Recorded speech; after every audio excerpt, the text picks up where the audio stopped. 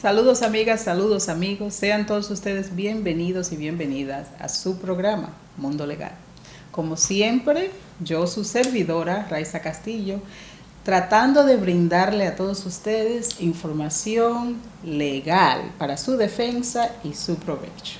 En el día de hoy tenemos como invitada a la doctora Denise Domínguez, que ha estado anteriormente en nuestro programa y tenemos el honor de que nos visite de nuevo en el día de hoy. Denise Domínguez, como ustedes saben, es abogada que se especializa en asuntos criminales. Así que vamos a tener una yo diría bien interesante conversación, ¿verdad? Con la doctora Domínguez, así que ya saben, regresen que vamos a hablar de varios tópicos de interés.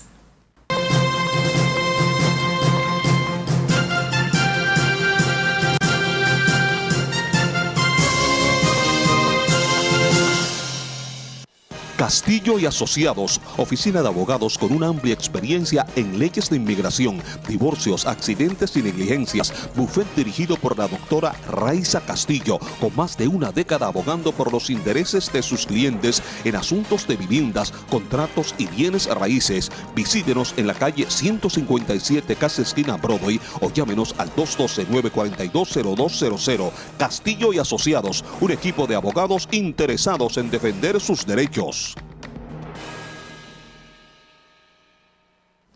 Bueno, gracias amigos por regresar y bienvenida de nuevo. Denise, ¿cómo estás? Muchas gracias por invitarme otra vez. Estoy bien, gracias Raiza. Es un placer estar aquí. Sí, es un placer tenerte de regreso aquí en Mundo Legal. Y vamos a empezar con nuestra conversación porque estábamos hablando antes de empezar la grabación, ¿verdad? De un tópico que es el tema de conversación allá afuera entre las personas, sean abogados o no, ¿verdad? Y es lo que pasó con el que fuese presidente del Fondo Internacional Monetario, ¿no? ¿Cuál es tu opinión, Denise, sobre ese caso? Con el Dominic Strauss-Kahn. Sí. Ese es un caso súper interesante porque vemos varias cosas. Lo que es justicia moral y lo que es justicia penal aquí en la corte, ¿verdad? Y creo que ha pasado un poquito de moda porque ya eso pasó hace... Sí, pero todavía la gente está conversándolo. Pero vamos a ver si ayudamos a que las personas entiendan un poquito, porque muchas personas piensan que quizás hubo una injusticia con la víctima, ¿verdad? Con la persona, la alegada víctima. Y que se esperaba que a una persona que se le sacó del avión, ¿verdad?, para que se le presentaran cargos en su contra, pues no se le dejara simplemente andar así libremente, sin que ella tuviese la oportunidad de que un jurado escuchara su versión de los hechos. Entonces, sabemos que hay cositas legales que quizás las personas no entienden. Entonces, ¿por qué no nos explica un poquito de lo que tú piensas o sabes que pasó, que resultó en que la fiscalía decidiera no seguir con el caso? Sí, tienes mucha razón. Hay varios grupos que están en favor de los derechos de las mujeres, de los inmigrantes, que sí dicen aquí pasó una injusticia porque este caso no llevó a un juicio a donde determinara un juez o un jurado si él era culpable de los cargos violentos sexuales que lo acusaron. La opinión mía legalmente, ¿verdad? Aquí me estoy poniendo el sombrero de abogada, no de mujer, no de latina. Legalmente la Fiscalía del Condado de Nueva York, de la oficina de Cy Vance, hizo lo correcto legalmente y éticamente. Moralmente, bueno, ya eso es otra conversación, pero legalmente ellos hicieron lo que tenían que hacer para pedirle al juez, que fue lo que sucedió, el último paso que le dijeron al juez. Le pedimos al juez que respetuosamente voten todos los cargos contra Dominic Strauss-Kahn. A este momento no podemos probar nuestro caso más allá de una garantía, no podemos, o lo que se dice reasonable doubt, más de una duda razonable. Y Eso es lo que tiene que hacer la fiscalía cuando llega a un punto que sabe que no puede probar su caso. Ujú. Eso no quiere decir ahora que la persona es inocente y que la persona no cometió el delito. Lo que quiere decir es que nuestra corte criminal, basado a la evidencia que hay que presentar y el proceso, ellos ya sabían que no podían hacerlo. Ok. Entonces vamos a ver, porque esto no es un caso diferente, es una acusación criminal, ¿verdad? Entonces no es diferente a las acusaciones criminales que se pueden presentar en contra de una persona, un televidente, por ejemplo, ¿verdad? Entonces, en este caso, ¿verdad? Hubo una acusación de esta muchacha, ¿verdad? De esta señora, y se presentó esa evidencia, esa acusación, lo que tenían, a un pequeño jurado, que es el proceso normal, Sí. ¿verdad? Como cualquier miembro de nuestra comunidad que se le acuse de un crimen allá afuera, lo presentan frente a un pequeño jurado, ¿verdad? Un grand jury, o un gran jurado, pero en verdad es antes del caso. Claro, claro. ¿Verdad? Entonces pasó eso. Entonces quiere decir, Denise, que hubo suficiente evidencia para que ese jurado preliminario determinara, ¿verdad?, que sí, lleven a cabo el proceso, que se haga un juicio.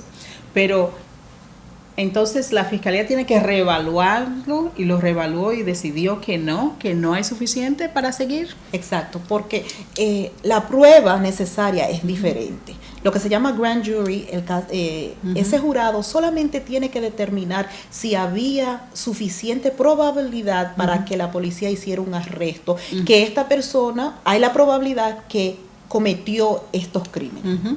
Esa es solamente la prueba necesaria. ¿Y qué le presentaron al gran jurado? Le presentaron el testimonio de la que lo está acusando, a la señora Diallo, y también presentaron evidencia científica, DNA, que encontraron en la blusa de ella.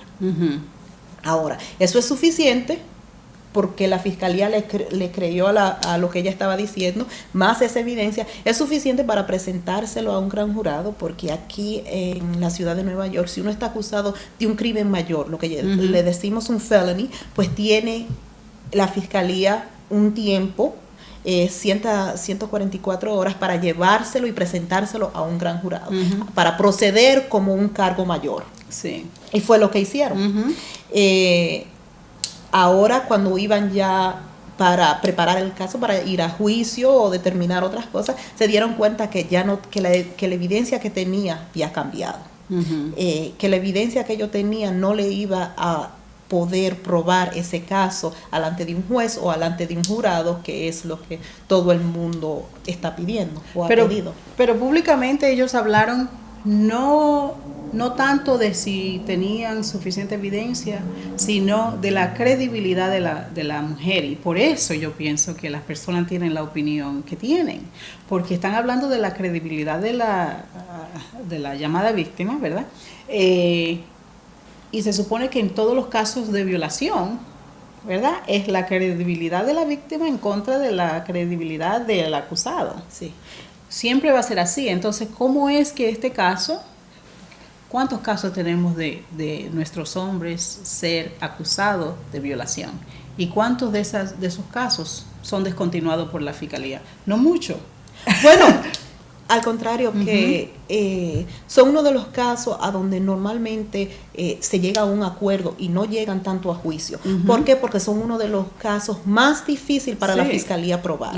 No son de los casos, si estamos hablando de violencia doméstica, de cualquier caso donde hay violencia sexual, normalmente no hay mucha evidencia. No. Lo que tenemos es la palabra de una persona contra la palabra de la otra persona.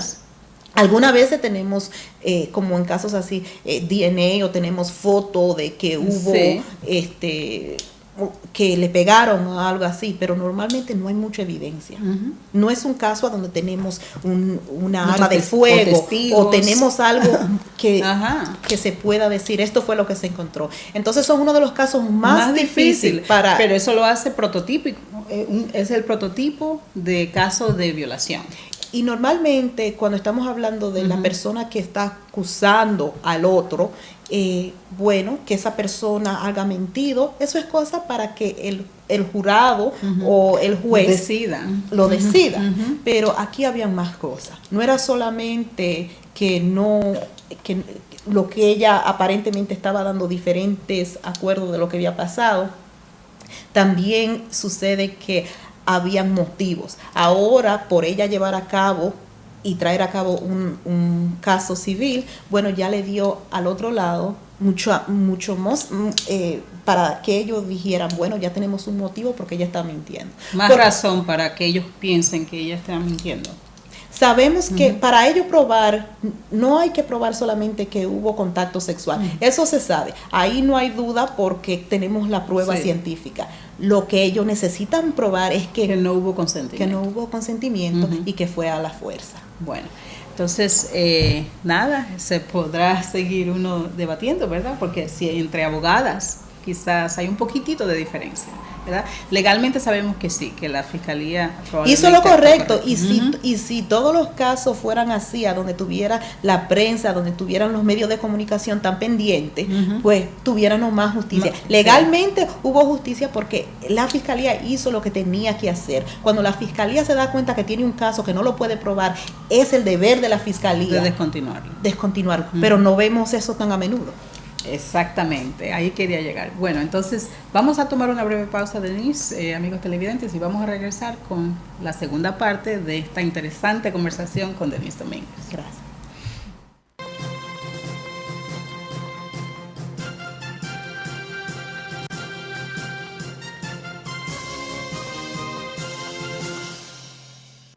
Castillo y Asociados, oficina de abogados con una amplia experiencia en leyes de inmigración, divorcios, accidentes y negligencias. Bufet dirigido por la doctora Raiza Castillo, con más de una década abogando por los intereses de sus clientes en asuntos de viviendas, contratos y bienes raíces. Visítenos en la calle 157, casi esquina Broadway, o llámenos al 212-942-0200. Castillo y Asociados, un equipo de abogados interesados en defender sus derechos. Bueno, seguimos en nuestra conversación bien amena con la abogada Denise Domínguez. Denise, pasando a otro tema, no totalmente desconectado, ¿verdad? Porque estamos hablando del sistema. Sí, y para terminar esto, quiero que esté bien clara. No estoy diciendo que Dominic Strauss-Kahn es inocente y que no hubo un crimen. Lo que estoy diciendo es que basado a nuestra evidencia, a nuestro sistema legal, la fiscalía no lo podía probar ahora. Ok, perfecto, entendido. Entonces, cerrando eso y retomando el que estamos abriendo ahora, sabemos que hay un sistema de inmigración, ¿verdad? Legal, que puede conducir a una detención de un individuo, ¿verdad? Y hay un sistema estatal, por ejemplo, también federal, pero estatal específicamente, donde una persona se le puede detener por acusado de un crimen, ¿verdad? Entonces, vamos a explicar si hay diferencia, ¿verdad? Y si la hay, ¿cuál es la diferencia en sí? Sí, no, hay diferencias grandes. Las dos son cárcel, pero tienen diferentes servicios y tienen diferente propósito. Si una persona, ahora que lo estamos viendo muy a menudo en nuestra comunidad, que las personas que son residentes, no estamos ni hablando de las personas que no tienen documentos, estamos hablando de las personas que son residentes pero no se han hecho ciudadanos, que voy a coger esta oportunidad para repetir lo que yo siempre digo: si uno tiene jóvenes, si uno está aquí y tiene el tiempo, háganse ciudadanos. Para evitar todo esto. Si califican, hagan la ciudadanía. Sí califican, porque si han tenido antecedentes deben hablar con un abogado antes de llenar los papeles, pero si califican, háganlo. Porque ahora lo que estamos viendo es que los residentes que lo acusan, no que se han hecho culpables ni que lo han encontrado culpable, solamente por que lo acusan de ciertos crímenes y son residentes, ciertos crímenes que puedan llevar a deportación, ya el sistema federal, que es el que se encarga de las deportaciones, ya puede comenzar a poner lo que se llama un aguante. Por ejemplo, una persona es residente y lo acusan de un crimen criminal y cuando llega a la cárcel criminal, cuando llega a donde lo están, a donde él va a estar mientras toma una decisión, si se hace culpable, si se terminan los cargos, mientras está ahí en la corte del estado, en la corte de la ciudad, pues entonces puede venir Inmigración. sí, Ujú. federal y decir, bueno, cuando ustedes terminen con este caso, ustedes me lo mandan a Lo nosotros. estamos esperando. Y se lo llevan para sitios como para Texas, hay uno en Rhode Island, Ujú. varios sitios que son cárcel, Sí. pero que ahí es que esperan el proceso para la deportación. Ajá. Yo tengo un cliente, por ejemplo, que a él ni siquiera lo fueron a buscar. A él le pidieron que viniera al aeropuerto, ¿verdad? Le habían retenido la tarjeta de residencia. Él iba de vuelo. Él regresó hace años, un par de años. Le quitaron la tarjeta de residencia, ¿verdad? Porque tenían un caso pendiente, ¿verdad? Así como hablaste, un caso criminal pendiente. Todavía el caso criminal está en apelación. Sin embargo, nunca le han devuelto la residencia, no ha tenido un proceso que él sepa, ¿verdad? Entonces recibe una llamada de inmigración le dice que venga al aeropuerto y en el aeropuerto lo detienen y lo envían a New Jersey. Al aeropuerto de Nueva York lo envían a New Jersey y ahora está detenido. Y descubrimos que está detenido por las autoridades de New Jersey. Inmigración lo está esperando, pero todavía en verdad no tiene el proceso de removimiento o deportación de inmigración. Entonces, en esos casos así, sabemos que el caso criminal hay que atenderlo primero, ¿verdad? Pero hay una relación, obviamente, entre las autoridades federales en el asunto de inmigración y las autoridades estatales, ¿verdad? Todos los estados están participando, o sea, obviamente New Jersey está participando, Nueva York está participando. Todos los estados, La mayoría están participando en esta relación. Lo que se llama es el nuevo proceso que le dicen ICE. Ajá, ICE. Y hasta un tiempo atrás ciertos estados y ciertas comunidades pelearon y dijeron no queremos esto, no queremos este contrato a donde nosotros estamos participando y haciendo el trabajo del gobierno federal. Son como agentes, que si alguien está acusado de algo, de un crimen que lo puede poner en deportación y no es ciudadano, vamos a decírselo a las autoridades federales. Antes no teníamos eso. Pero ahora sí. Y todos los estados ahora, si no me equivoco, creo que todos los estados están participando en este programa. Hay un par de estados que han optado por no participar y obviamente queremos que Nueva York sea uno de ellos, pero no lo Ojalá. Creo que es un poco muy tarde y hemos tenido esta conversación anterior que cuando le hicieron esa propuesta al departamento estatal y al departamento de la ciudad de corrección, que no hubo esa pelea entre la comunidad y decir no, esto se debe parar, porque otras ciudades lo habían hecho. En Houston, Texas, en otros sitios protestaron, pero ahora sí ha cambiado. Pero yendo más al caso tuyo, lo que sucedía antes era que si tú pasabas por inmigración, venías al aeropuerto Kennedy y se daban cuenta que tú tenías un caso pendiente, un caso que tú tal vez no regresaste a la corte y ya te echaron un guarante o algo pendiente, pues lo que hacían es que te cogían la residencia y te decían, anda y arregla ese problema. Sí, o espera una notificación de inmigración para ir a la corte, ¿verdad?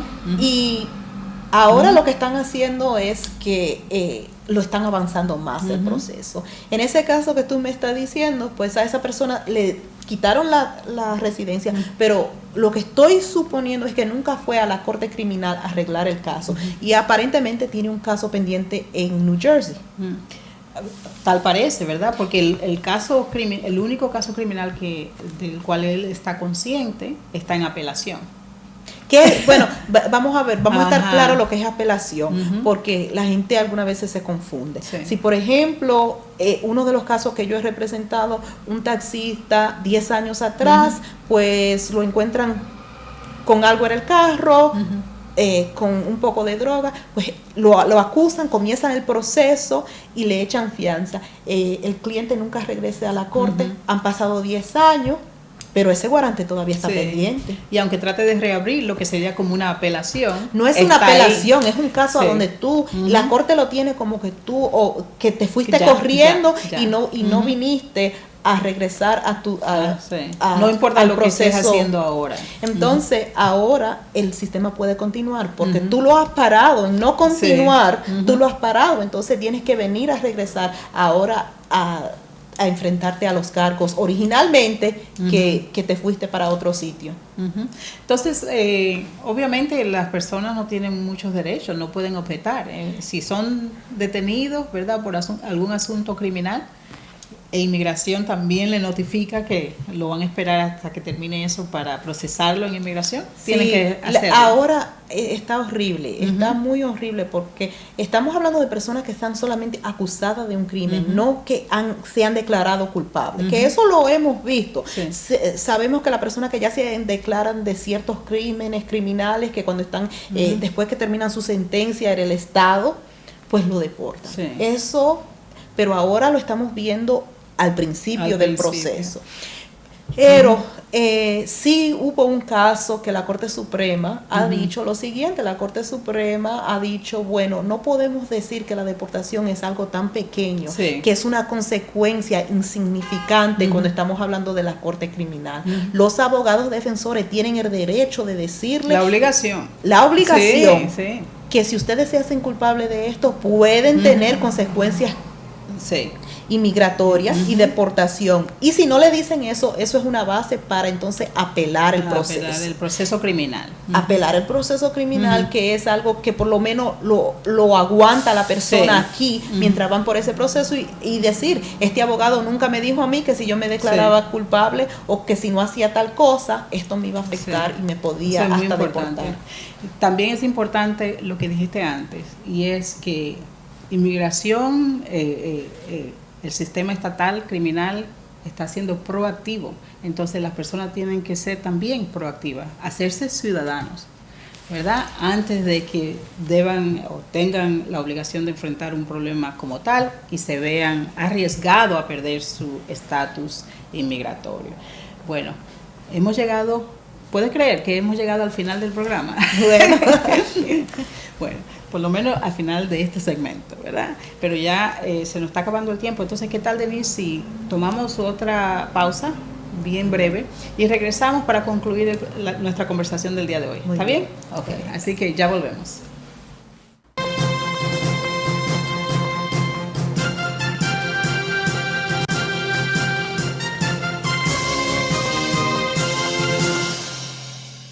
Castillo y Asociados, oficina de abogados con una amplia experiencia en leyes de inmigración, divorcios, accidentes y negligencias. Bufet dirigido por la doctora Raiza Castillo, con más de una década abogando por los intereses de sus clientes en asuntos de viviendas, contratos y bienes raíces. Visítenos en la calle 157, casi esquina Broadway, o llámenos al 212-942-0200. Castillo y Asociados, un equipo de abogados interesados en defender sus derechos.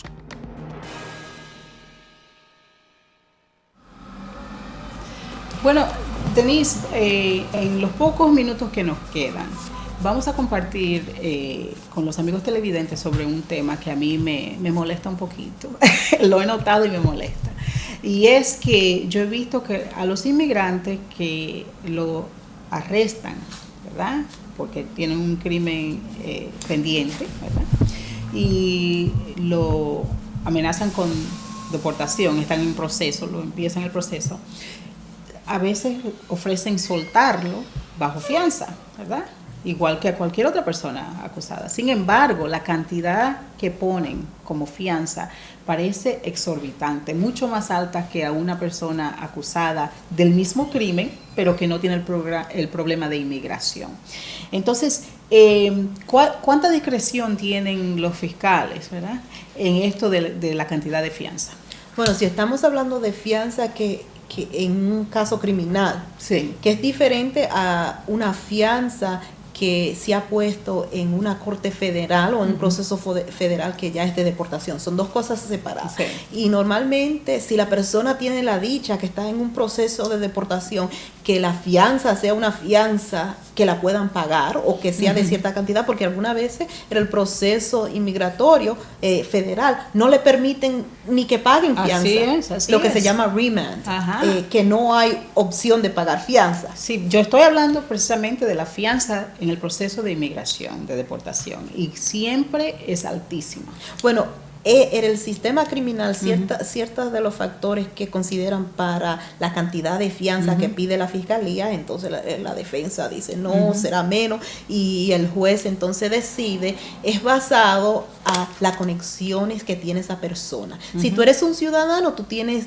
uno de los factores es que tú ya tienes más, como lo ve la ley, es que tienes más conexión aquí y no tienes para dónde irte. Una persona que no tenga conexión con una comunidad, que no tenga trabajo, que tenga para otro sitio para dónde ir, ya es un nivel más alto de que va a correr y no va a regresar. Porque el propósito de fianza es asegurar que tú vas a regresar al proceso, que tú vas a regresar a venir a la corte y a enfrentarte a tu proceso. Y hay ciertos factores, pero el propósito más importante es que tú vayas a regresar. Y estoy de acuerdo. Que no escape.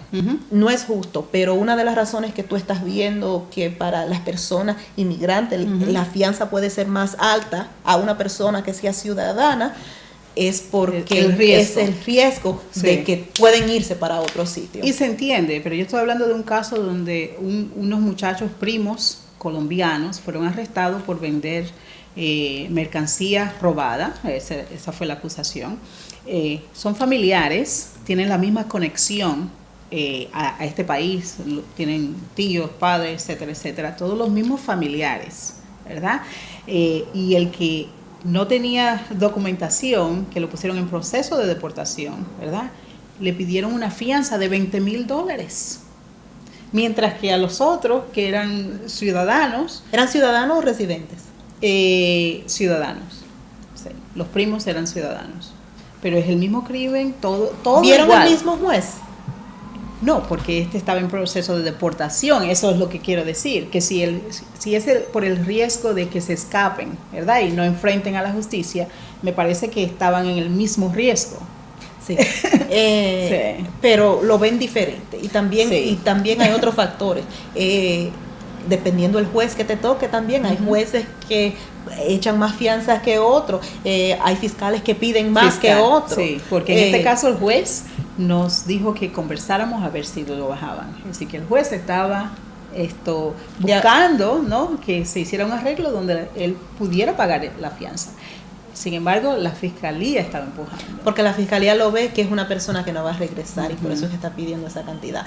Que sea correcto o no, esa es la mentalidad. Esa es la mentalidad, lo que está pensando el fiscal. Esta persona no va a regresar, a mí no me importa del otro, esta persona no tiene papeles, se va a ir, por eso estamos pidiendo esta cantidad tan alta. Que cuando tú pides una cantidad tan alta que la familia no la puede pagar, es lo mismo como si tú dices, pues quédate en la cárcel para siempre, porque no lo pueden pagar. Es lo que decimos, it's tantamount to remand, porque es lo mismo. Si tú me estás pidiendo a una familia pobre que no tiene ingresos, tú me estás pidiendo $50,000 o $100,000, es lo mismo decir no hay fianza. No hay fianza, exactamente.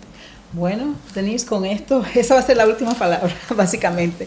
Qué alegría haberte tenido aquí en el programa. Gracias. Muchas gracias por tu participación y por tu entusiasmo en discutir los temas legales. Bueno, tengo que decir lo que dije ahorita otra vez, es importante, háganse ciudadanos si no tienen problema, y entender que hay una diferencia entre el proceso criminal y el proceso de migración, y que cuando el proceso criminal termina, pues entonces ahora pueden enfrentar el proceso de inmigración, y que tengan mucho cuidado, no se declaren culpables de absolutamente nada si ustedes no son ciudadanos, si no están seguros que no le va a traer consecuencias, porque la ley está diciendo que deben llevar el caso hasta juicio. Y siempre hay consecuencias, así que tienen que analizarlo muy bien, ¿ok? Pensar en las consecuencias en su estatus inmigratorio cuando están enfrentando un caso criminal. Gracias, Denise, de nuevo.